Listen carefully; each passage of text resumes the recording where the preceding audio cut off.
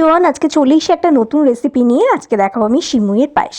তো মোটামুটি আপনার সবারই খুব প্রিয় একটা রেসিপি সিমুইয়ের পায়েস। তো ফার্স্টে কড়াইয়ে আমি বড় চামচের 2 চামচ ঘি দিয়ে নেব, দিয়ে তারপর একটু সিমুইটা ঢেলে দেবো। সিমুইটা লোকাল দোকানেও পাওয়া যায়, আমাদের বাড়িতে একজন সিমুই বিক্রি করে একজন, তার থেকে আমরা নিয়েছি। তো দোকানে গেলে আপনারা সিমুইটা পেয়ে যাবেন। তো সিমুইটা দিয়ে একটু ভালো করে নাড়াচাড়া করতে হবে যতক্ষণ সিমুইটা লাল না হচ্ছে। একদম আঁচটা কমিয়ে দিতে হবে, দিয়ে ভালো করে নাড়াচাড়া করতে হবে লাল না হওয়া পর্যন্ত, যেন সিমুইটা পুড়ে না যায়। তারপর একটু ভালো করে নাড়াচাড়া করে তারপর দিয়ে দিতে হবে তেজপাতা। আর তেজপাতা দিয়ে আমি আবার ভালো করে নাড়াচাড়া করতে করতে একদম লাল লাল হয়ে এসেছে। এবার তো পাশে একটা ডেচকির মধ্যে 2টো দুধের প্যাকেট কেটে আমি দুধটাকে জাল দিতে দেবো। তো যেভাবে আমরা সাধারণত দুধটা জাল দিই, যতক্ষণ দুধটা উতলে না আসে ততক্ষণ আমরা দুধটা জল দিই, তারপর জাল দিয়ে গ্যাসটা বন্ধ করে দেবো। তো দেওয়ার পরে 2 হাতা দুধ আমি একটা বাটিতে তুলে রাখবো। আর এটা হচ্ছে নলিন পাটালি গুড়। তো এই নলিন পাটালি গুড়টা আমি দুধের মধ্যে দিয়ে দেবো, আর একদম আঁচটা একদম লো থাকবে।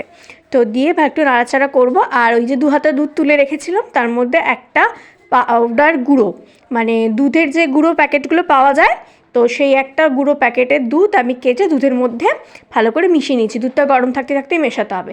আর ওইদিকে লাল লাল করে ভেজে রাখা সিমুইগুলো এবার আমি দুধের মধ্যে দিয়ে দেবো। যেহেতু গুড়টা দিয়েছি বলে কালারটা একটু চেঞ্জ হয়েছে, দিয়ে এবার ভালো করে নাড়তে থাকতে হবে যাতে তলায় লেগে না যায়। আর এরকম ভালো করে নাড়তে নাড়তে ভালো করে ফোটাতে হবে, আর জিনিসটাকে ঘন করে নিতে হবে।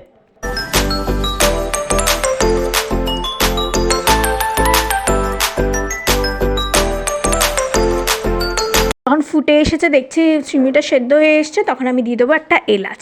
তো এলাচটা দিচ্ছি একটা সুন্দর গন্ধের জন্য। তোমরা চাইলে দিতে পারো, যদি কেউ মনে করে যে না দেবো না, গুড়ের গন্ধটাই নেবো, সে নাও দিতে পারে। তো আমি দিয়েছি। আর ওই যে বাটিতে যে 2 হাতে দুধ তুলে রেখেছিলাম তার মধ্যে গুঁড়ো দুধ মিশিয়ে রেখেছিলাম, তো সেই দুধটা এবার দিয়ে দেবো। এইটা তোমাদের ইচ্ছা, যদি দাও দিলে জিনিসটা একটু গাঢ় হবে, পায়েসটার কিছুই না। এবার আমি কিশমিশ দিয়ে দিচ্ছি, কেউ চাইলে কাজু কিশমিশ আমার যা খুশি দিতে পারে, মানে যেটাগুলো পায়েসে দেয়। আমি শুধু কিশমিশটা দিচ্ছি।